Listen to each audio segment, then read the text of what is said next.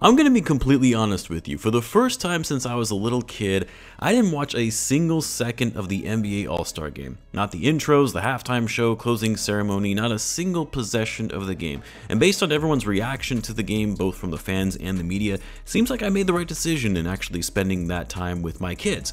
But while I've always found the All-Star Game boring and not worth my time, even in the years past, I would enjoy watching the player intros as well as the first few minutes of the game just to see some of the insane highlight reels. But as the years have gone on, even that has lost its appeal, and it's gotten to the point where the All-Star Game has gotten so bad that most would rather watch a pickup game at their local 24-hour fitness than a completely non-competitive game of professional basketball players jacking up an inordinate amount of 30-foot jumpers and wide-open drives to the hoop with absolutely no defensive effort whatsoever. So what can be done to the All-Star Game, as well as all the festivities that come with it, to make it more watchable? And can it even be fixed? Well, let's talk about it. As always, if you're new to the channel and you like this type of content, it would mean a great deal to me if you subscribe to help the channel grow, and in return, I'll be providing more NBA content like this. Now, when the league decided to implement its first All-Star Game back in 1951, the idea was to reward and showcase the league's best players for a fun and exciting game. The best of the best of each conference would go head-to-head in an exhibition match. This would also give players around the league a small break in an otherwise long NBA season. And while the game was never as competitive as a normal regular season matchup that counted towards the standings, the game was exciting enough because the players actually wanted to showcase their skills on a national level and taking pride in the fact that they were selected as an all-star. You could argue there was also a sense of pride for each conference in proving they had the better talent for their respective conferences. But over the years, going into the 90s and beyond, the All-Star Game has become more and more gimmicky, with less defense, less effort, and the players not taking the game seriously.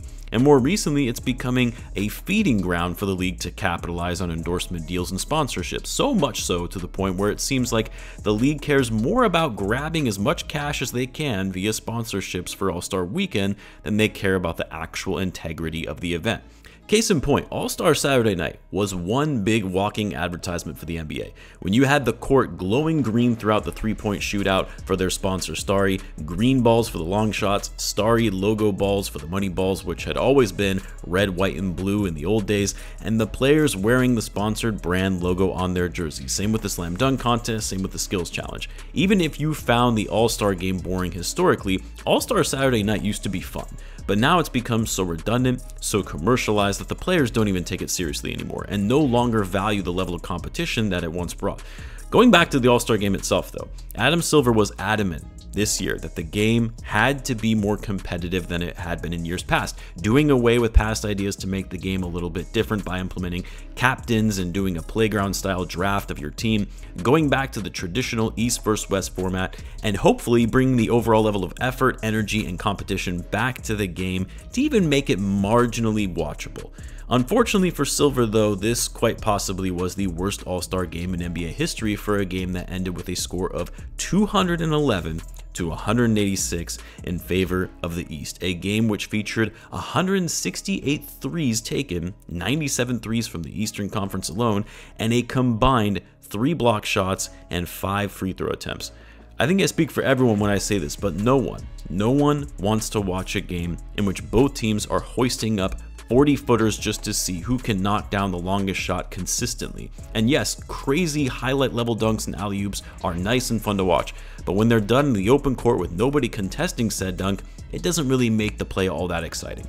And here's the thing, when the players don't take it seriously, when they've said on multiple occasions this is a break for them, so why would they try and compete when they get very few breaks during a long 82-game season, why should we as fans want to watch the game?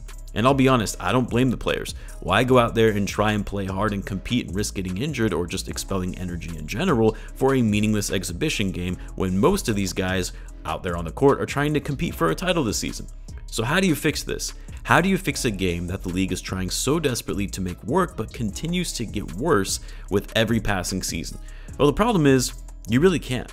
Yes, we've seen ideas being thrown around here and there. Make the All-Star game count for something, do what they do in baseball, and the winner of the game gets home court advantage in the finals. But then you're talking about teams busting their ass all season to secure their best record for home court advantage, all but to have it lost and impacting their chance at a title because of an All-Star game that was not fully in their control, with only 1 or 2 players actually being represented in that game.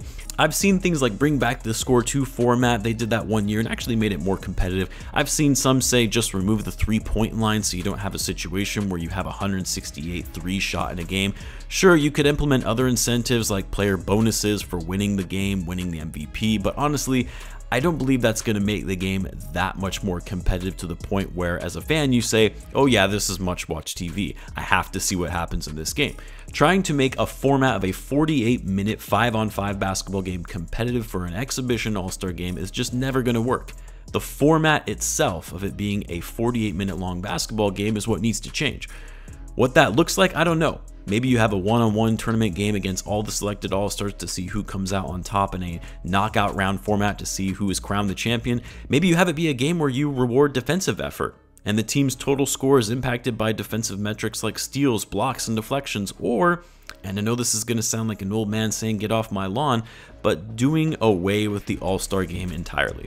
Still have the players be selected as All-Stars so they can be rewarded and recognized as such for their season, for their accolades and accomplishments towards their legacy, but just skip the game. Maybe do something that the All-Stars can compete in as part of the All-Star Saturday night activities. Have it be something new and unique and just take the game away because it's almost become so cringe to watch at this point. Of course, the NBA is never going to do that because they'll do whatever they can to find more ways to generate revenue, and taking away the All-Star game would be a huge loss to their bottom line. They'll keep searching for new ways to make the All-Star game more fun, exciting, and competitive, but I just don't see how they'll be able to turn it around and make this something that fans look forward to watching. Just my take on the matter. I would love to hear what you guys think. Let me know in the comments. As always, be sure to subscribe, and I will see you in the next one.